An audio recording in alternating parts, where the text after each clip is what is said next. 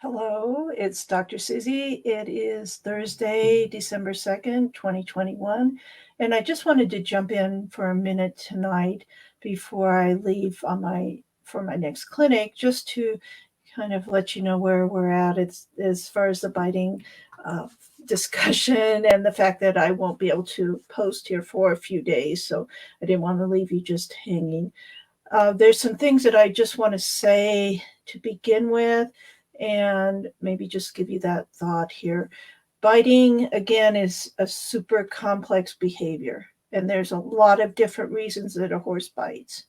And just keeping that in mind, there's a lot of people that have said, well, don't you know about so and so's technique to get it resolved and so's technique to resolve it? And there's all these things like out there about it. And those techniques have been around for decades probably. And I've been around for many, many decades looking at all those different techniques. And just so that you know, what I do is not a technique to make them stop. And I think that's the important distinction here. It's not something I'm going to do to the horse to make them stop biting.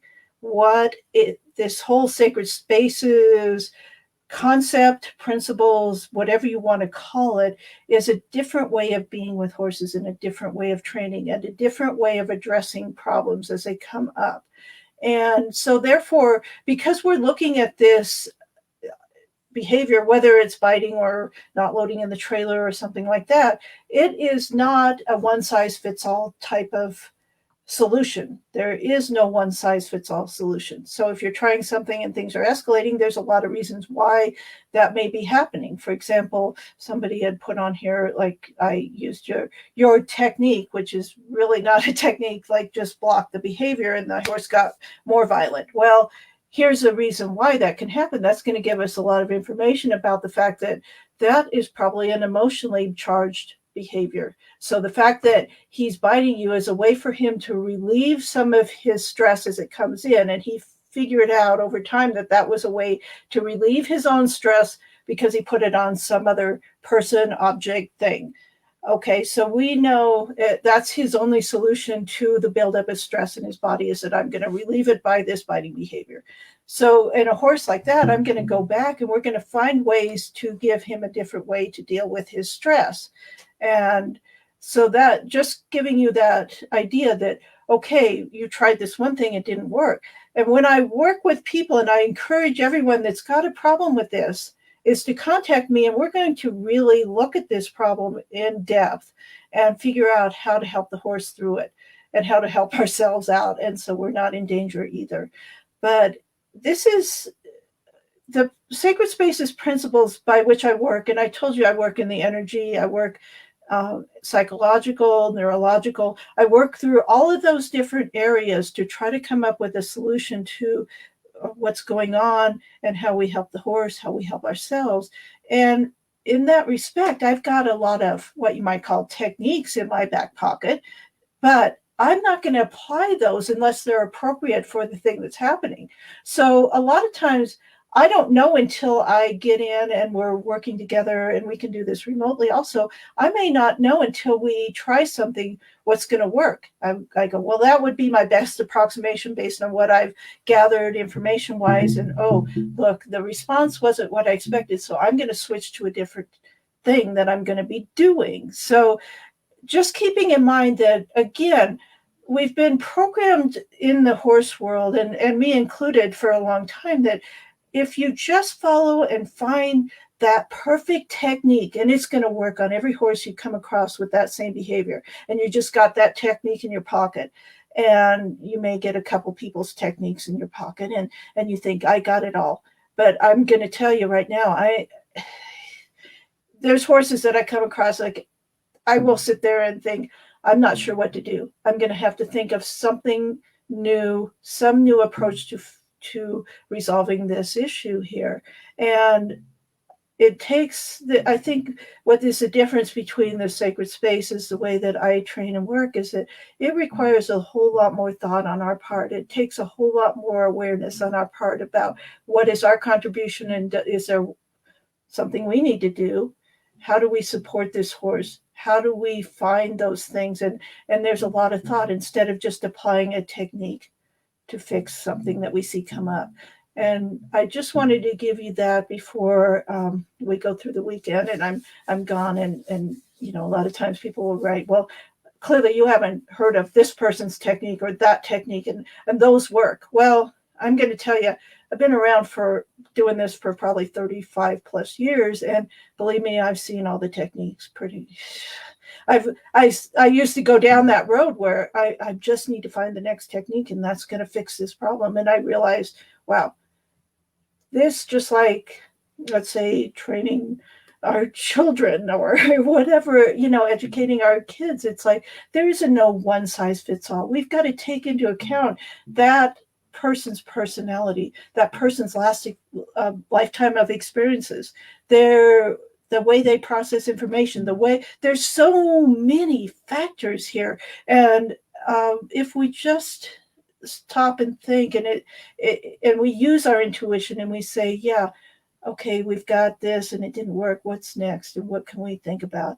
And that's all I want in this sacred spaces, is I want people to start to go, wow, I need to think more about training, about what we do with our horses, and think outside the box and look at what's the best solution, that everybody stays safe and everybody gets what they need.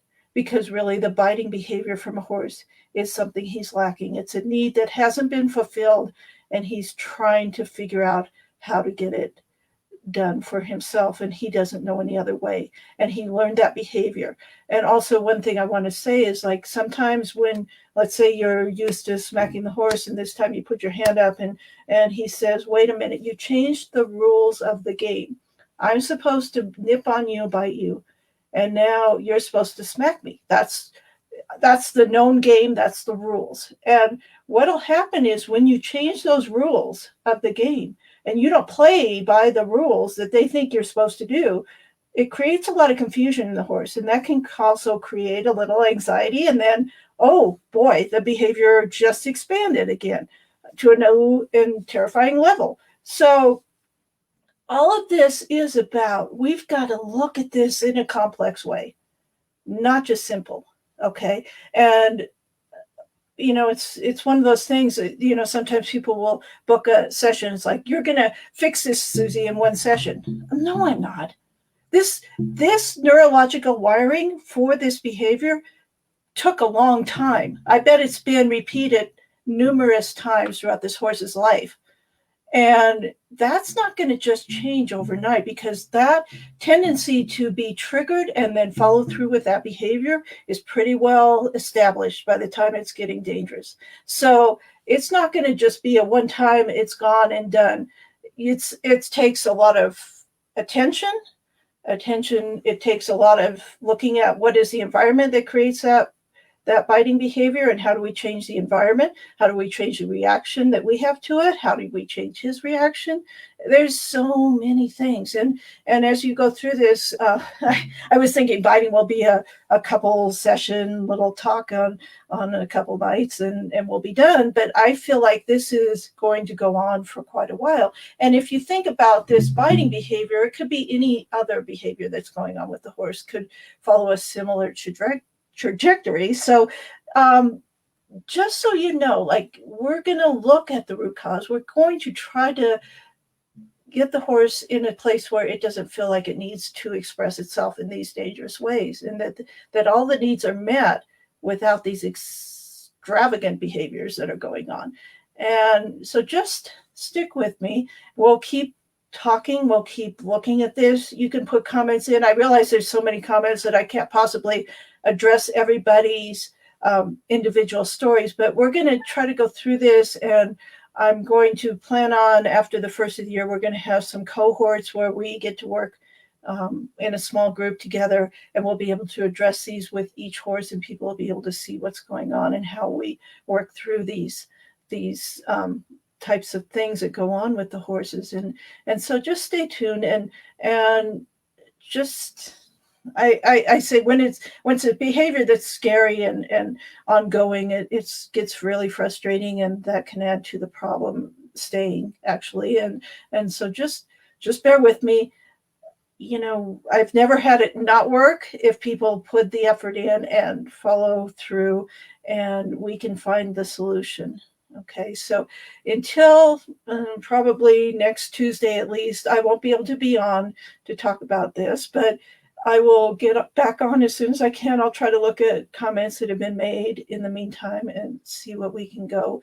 And we're going to explore this even deeper about some of the other reasons horses bite and some of the other things that I do. So stay tuned. And until next time, I'll see you sometime. I'm looking at my calendar around December. Let's see, probably around December 7th or 8th. So until then, take care. Thank you for being on this site. Thank you for knowing that Sacred Spaces is a way of life. It's a way we change ourselves, and it takes time. It's a process, so things don't happen overnight. And we're so conditioned to go, well, we just get this technique and then it's gone in a day or so and we're good to go.